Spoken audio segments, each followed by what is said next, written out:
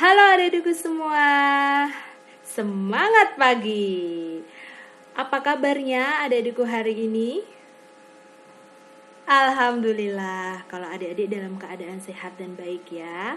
Oke, sesuai janji saya minggu kemarin, hari ini kita akan membahas terkait mengelola stres. Mungkin sebagian adik-adik masih bertanya ya, kenapa sih Bu kita harus belajar mengenai mengolah stres itu?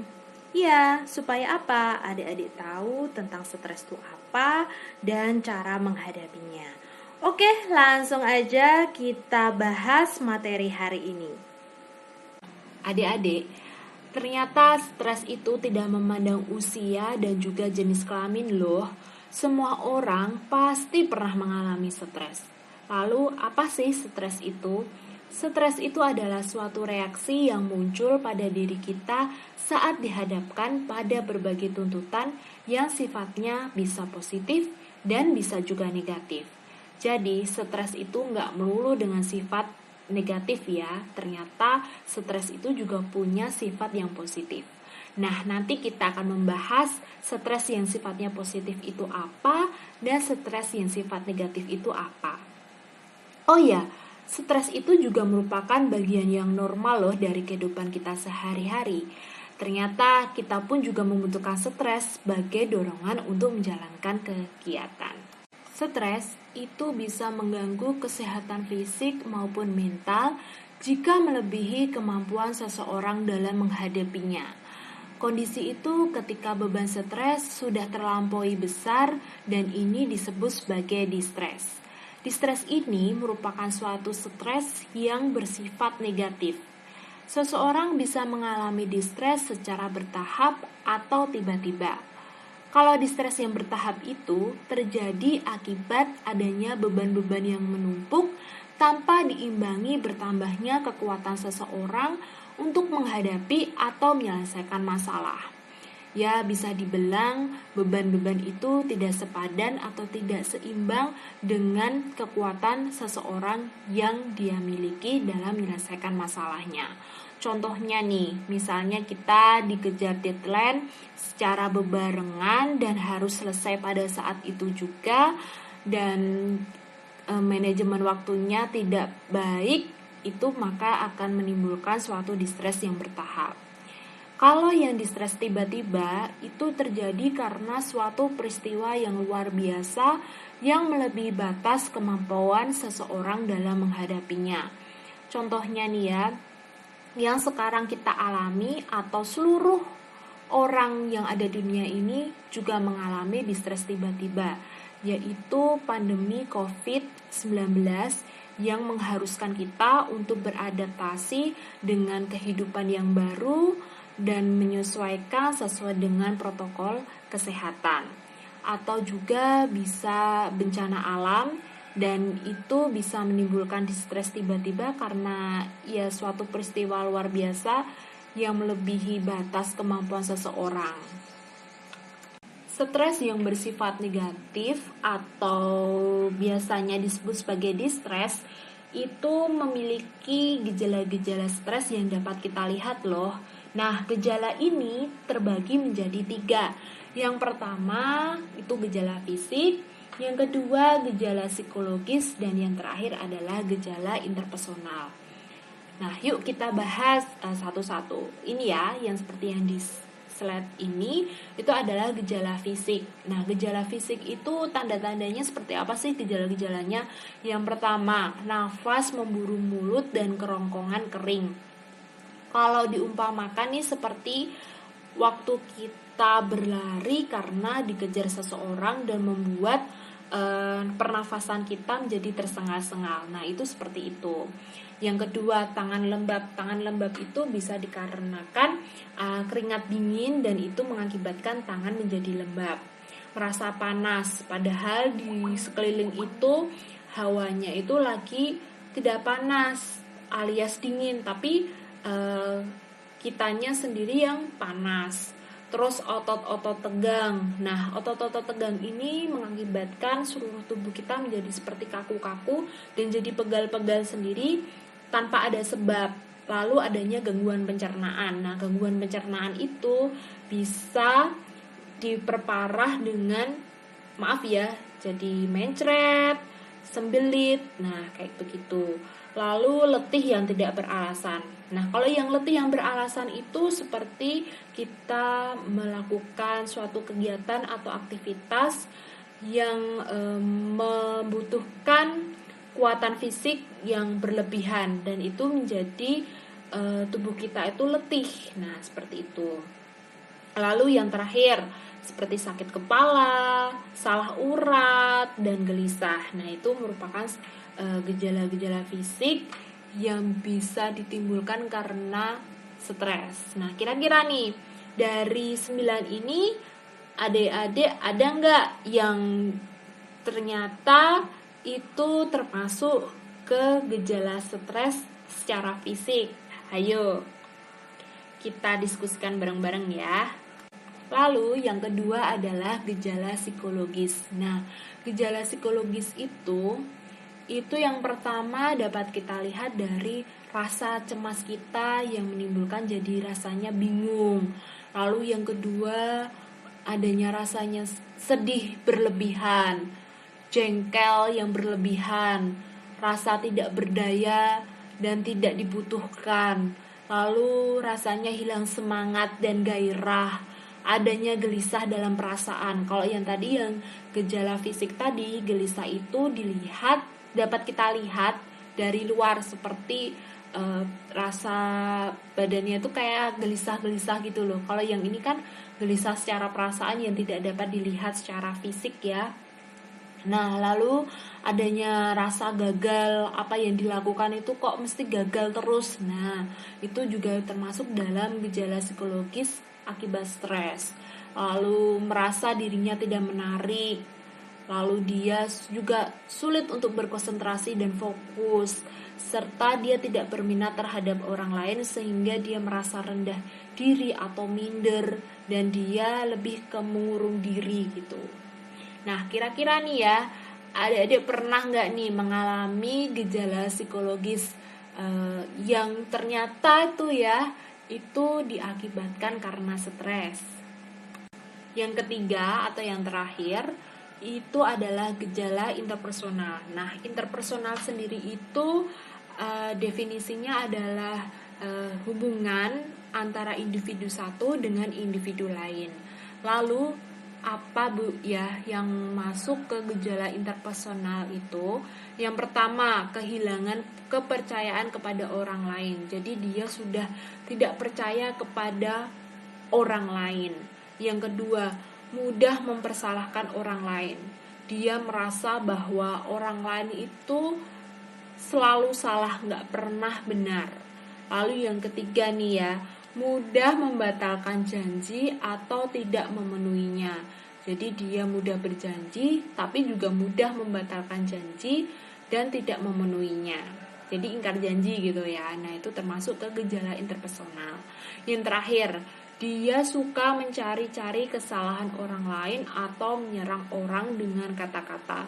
Jadi dia itu lebih senang melihat keburukan atau kesalahan orang lain dan menyerang orang dengan kata-kata yang kasar. Nah, ini masuk ke gejala interpersonal.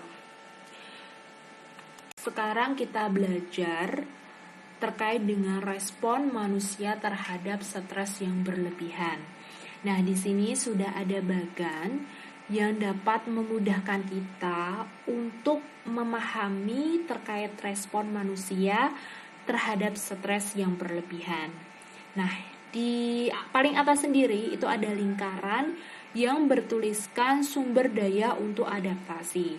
Nah, sumber daya itu dia dapat dari tekanan dari luar dan tekanan dari dalam. Nah, tekanan dari luar itu biasanya dia dapat dari lingkungan sekitar ataupun lingkungan yang dia tinggal.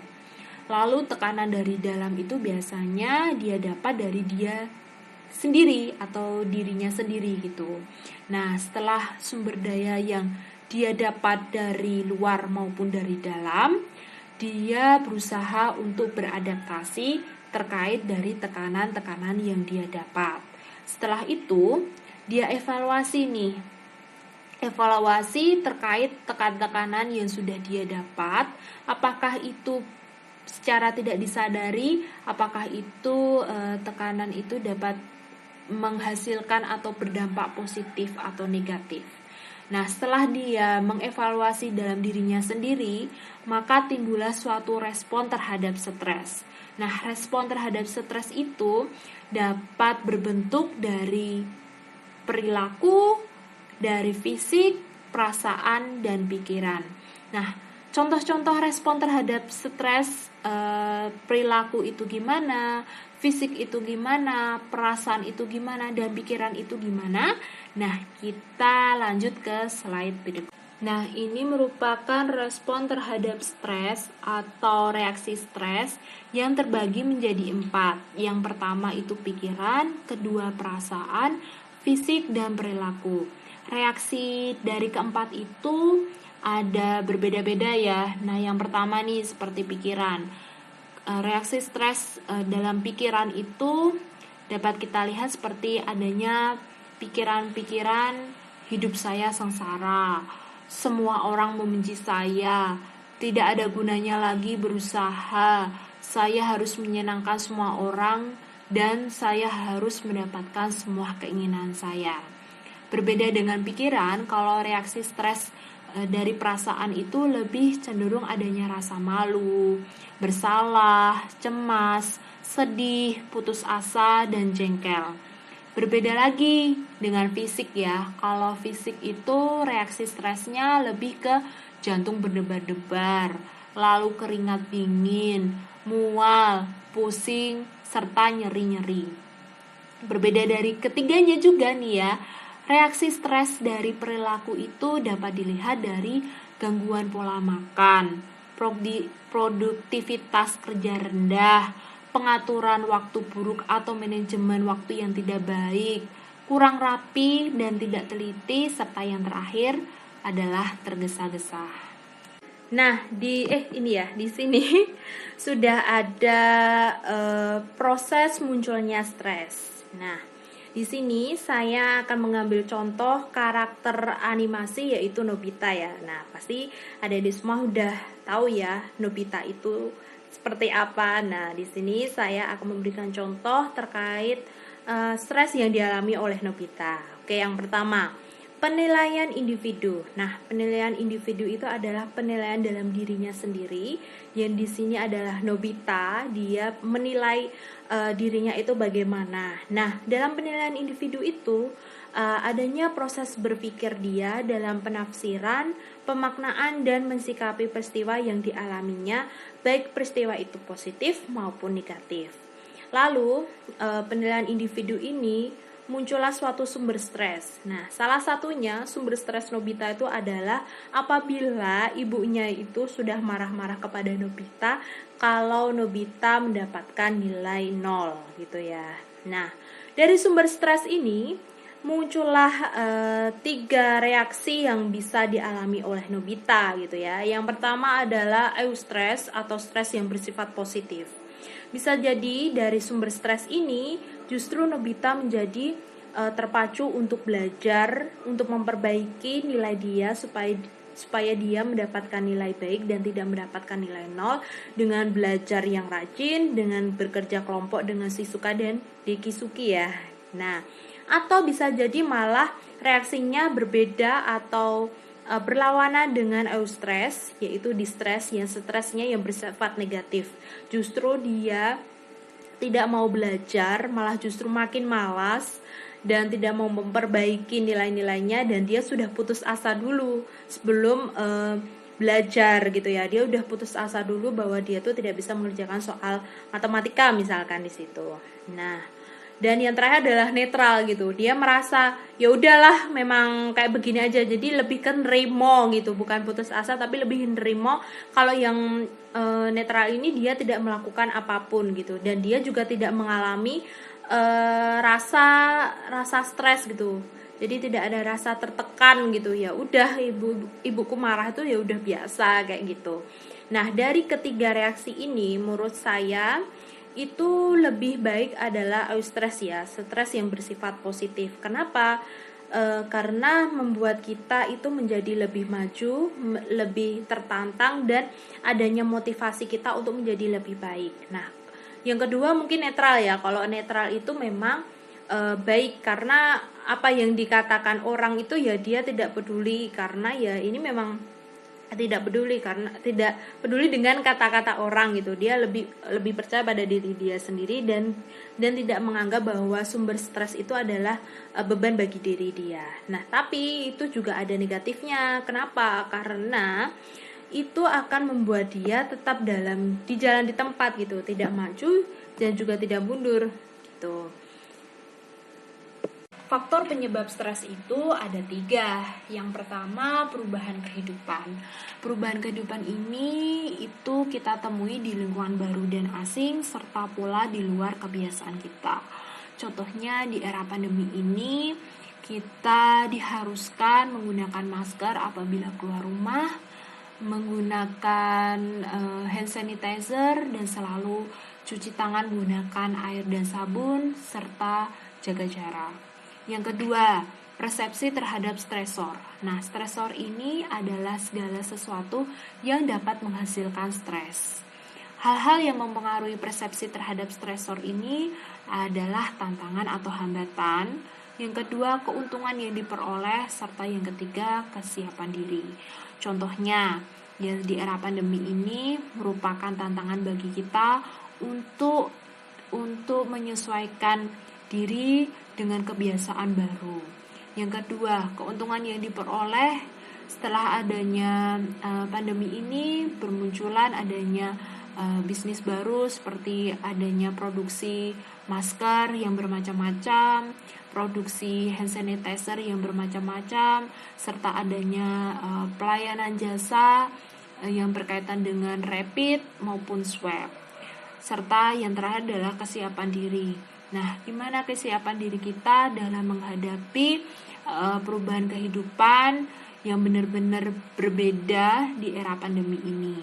Lalu yang ketiga, yaitu toleransi terhadap stresor. Toleransi ini dipengaruhi dengan pengalaman dan kepribadian masing-masing individu, serta dukungan sosial dan kondisi lingkungan. Jadi kita harus berdamai dengan keadaan atau pandemi yang saat ini kita hadapi dengan bertoleransi terhadap stresor. Ya, pengalaman dan kepribadian kita dengan ikhlas dan berusaha menerima keadaan, serta dukungan sosial dan kondisi lingkungan yang mendukung gitu. Cara penyesuaian diri terhadap stres itu ada 2. Yang pertama, bila seseorang mengalami stres, dia akan berusaha untuk mengatasinya. Yang kedua, bila seseorang mengalami stres, usaha individu itu akan terus-menerus melakukan pertahanan agar keadaan keseimbangan selalu tercapai.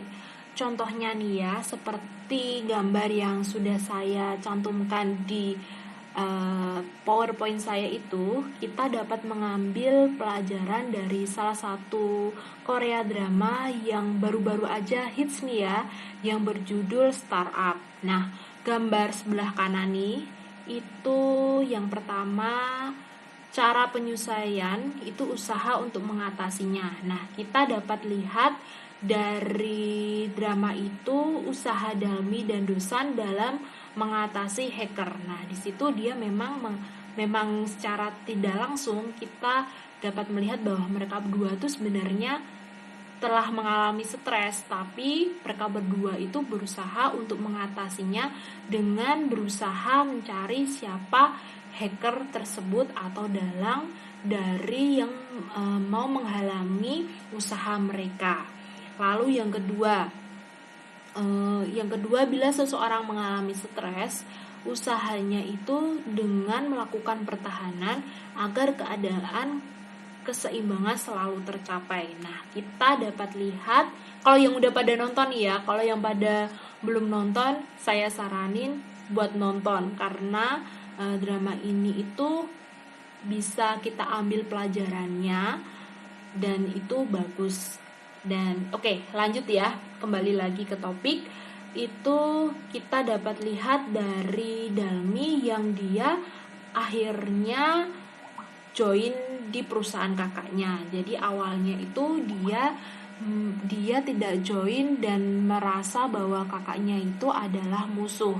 Tapi pada akhirnya dia melakukan pertahanan dengan join dan ikut di perusahaan yang kakaknya dirikan gitu loh. Nah, itu pada awal-awalnya kan si Dalmi itu kan stres toh, langsung dia konsultasi dengan mentornya si Pak Han itu, dan Pak Han itu mengatakan bahwa dia ya kalau mau bertahan ya dia mau nggak mau ya harus join di perusahaan kakaknya itu. Nah, itu sebenarnya Dalmi itu udah melakukan sudah mengalami stres sebenarnya, tapi dia cara penyesuaian diri dia terhadap stres itu dengan melakukan pertahanan. Ya, pertahanannya itu dengan ya dia akhirnya join di perusahaan kakaknya yang pada awalnya adalah dia anggap musuh gitu.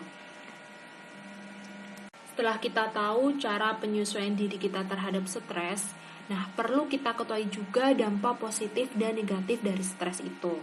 Yang pertama, dampak positif dari stres itu apabila stres itu masih dalam kadar yang wajar atau tidak berlebihan, itu dapat membantu kita tetap aktif dan waspada. Sedangkan kalau dampak negatif dari stres yang berlebihan dalam jangka waktu yang panjang dan lama dan kita tidak bisa mengatasi stres itu, maka itu dapat mengganggu emosi dan fisik kita. Setelah kita mengetahui dan paham terkait apa itu stres, lalu respon manusia terhadap stres yang berlebihan itu bagaimana, reaksi suatu individu terhadap stres itu seperti apa, serta proses munculnya stres itu bagaimana. Nah, ini ada 5 langkah dalam mengelola stres. Yang pertama, menemukan sumber masalah yang membuat kamu stres. Contohnya, dengan menunggu membuat kamu stres. Yang kedua, jalan yang macet, padahal pada waktu itu kamu harus cepat-cepat sampai dan dalam keadaan terburu-buru. Yang ketiga, tiba-tiba kendaraan kamu mogok dan di sekitar situ tidak ada bengkel. Yang keempat, tugas kuliah yang menumpuk dan membuat kamu bingung mana tugas kuliah yang harus kamu kerjakan terlebih dahulu. Atau bisa jadi sumber masalah itu karena kamu bertengkar dengan teman, keluarga, pasangan kamu, atau yang lainnya. Setelah kamu menemukan sumber masalah itu, yang kedua, memikirkan masalah yang dihadapi. Memikirkannya itu adalah apa yang terjadi dan reaksi apa yang muncul terhadap diri kamu. Seperti nih ya, tangan tiba-tiba berkeringat dingin, lalu gangguan pencernaan tiba-tiba mulas, sakit perut, dan seterusnya. Lalu yang ketiga, dalam hati kamu berpikir dan mengatakan bahwa saya bodoh, saya sudah gak sanggup, saya putus asa, saya harus membahagiakan seluruh orang. Dan yang terakhir bahwa kamu merasa bahwa diri kamulah selalu salah dan tidak ada yang benar dan kamu membuat jadi minder. Setelah kamu menemukan sumber masalah yang membuat kamu stres dan mengetahui apa yang terjadi dan reaksi apa yang muncul pada diri kamu, maka langkah yang ketiga adalah apa yang dapat kamu lakukan. Nah, caranya ada 3. Yang pertama, dengan memberikan reaksi yang kuat seperti berteriak, membentak, dan berani mengungkapkan perasaan kamu. Yang kedua, melarikan diri dari situasi yang membuat stres atau berdiam diri. Yang terakhir, membicarakan masalah dalam diri kamu dengan perasaan kamu sendiri atau evaluasi dalam diri sendiri. Setelah itu, langkah yang keempat dengan memutuskan bagaimana mengatasi stres tersebut. Tanyakanlah pada diri kamu sendiri, apakah setelah mencoba mengatasi stres tersebut, maka stres kamu berkurang atau malah justru bertambah? Atau apakah situasi menjadi lebih baik atau justru malah sebaliknya lebih buruk? Jika lebih baik, maka ulangi dan pertahankanlah. Jika tidak berhasil, cari cara lain. Yang kelima, dalam langkah mengelola stres, yaitu menggunakan cara lain. Nah, menggunakan cara lain itu diantaranya seperti deep relaxation, berpikiran positif, asertif, mencari bantuan. Nah, mencari bantuan tuh dimaksudkan adalah dengan berkonsultasi atau sharing dengan pakarnya atau ahlinya seperti berkunjung ke psikolog atau ke dokter jiwa seperti itu.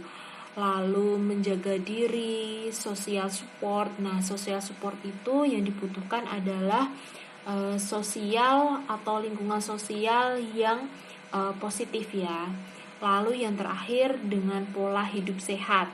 Pola hidup sehat itu seperti berolahraga, makan secara teratur dan bergizi, tidur atau istirahat yang cukup. Cara lain dalam mengurangi stres ada beberapa cara.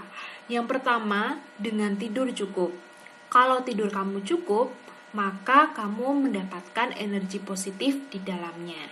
Yang kedua, salurkan kemarahan kamu dengan kegiatan yang positif. Jangan biarkan kemarahan menguasai kamu. Lakukan sesuatu yang membutuhkan aktivitas fisik, misalkan berolahraga. Lalu yang ketiga, lepaskan emosi kamu dengan menghadirkan kejadian yang tidak mengenakan dan rasakanlah emosi yang menyertai itu dan hempaskanlah. Lalu yang keempat, bicarakan kekhawatiran kamu dengan orang-orang seperti keluarga atau teman yang dapat dipercaya dan konsultasikanlah. Oke, cara lainnya dalam mengurangi stres yaitu dengan memanajemen waktu yang baik. Buatlah daftar segala sesuatu yang akan kamu kerjakan sehingga bisa efisien. Jangan coba melakukan segala sesuatu pada saat yang sama. Rencanakan tujuan dengan realistis dan sesuai dengan kemampuan kamu. Terus, makanan yang baik. Makanlah makanan yang baik karena akan memberikan rasa yang baik. Makan lebih banyak buah, sayuran, dan biji-bijian. Lalu, ambillah waktu istirahat atau luangkanlah waktu untuk istirahat. Jadi, ambil waktu istirahat walaupun itu hanya sebentar saja atau hanya 5 menit saja dari suatu pekerjaan. Sehingga kamu jadi merasa lebih segar dan rileks setelah kamu beristirahat. Setelah kita tahu dan paham langkah-langkah mengelola stres serta cara lain dalam mengurangi stres, nah yuk kita belajar mengatasi stres tersebut. Gimana Bu caranya? Caranya adalah dengan melakukan kegiatan yang positif seperti berolahraga, berorganisasi, menyalurkan hobi kamu, dan berkesenian. Lalu ciptakan relaksasi itu dengan cara apabila kamu bosan, buatlah selingan dengan suatu kegiatan sehingga bosan tersebut hilang. Lalu yang kedua nih, yang dari tadi kita ada terus kata-kata itu, yaitu manajemen waktu. Jangan pernah menunda pekerjaan. Kalau bisa, segera kerjakan pekerjaan tersebut. Lalu yang keempat, bekerja secara jujur dan amanah atau bertanggung jawab. Lalu yang kelima, ketika mendapatkan keberhasilan, selalu bersyukur. Dan ketika gagal, bersabarlah dan pantang menyerah. Yang keenam, jangan panik dan mengikuti aktivitas yang positif. Yang terakhir adalah melupakan kebaikan yang kita buat dan selalu mengingat kebaikan orang lain. Nih, apapun bentuk kegiatan dalam mengurangi stres mempunyai manfaat, tetapi kamu akan mendapatkan manfaat yang lebih besar jika mengawalinya dengan kesungguhan.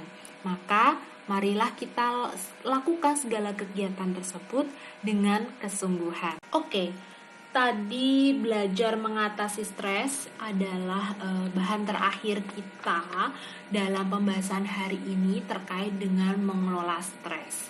Nah, ini adalah beberapa referensi yang saya pakai dalam menyampaikan materi mengelola stres, dan adik-adik bisa mempelajarinya lebih dalam dan bisa dilihat dari referensi ini, dan boleh menggunakan referensi lain yang dapat mendukung mata kuliah kita. Semoga materi ini dapat bisa diaplikasikan adik-adik di kehidupan sehari adik-adik, dan semoga bermanfaat kuliah kita hari ini. Oke, jangan lupa untuk mengerjakan tugasnya ya. Tugasnya sudah saya kasih di e-learning.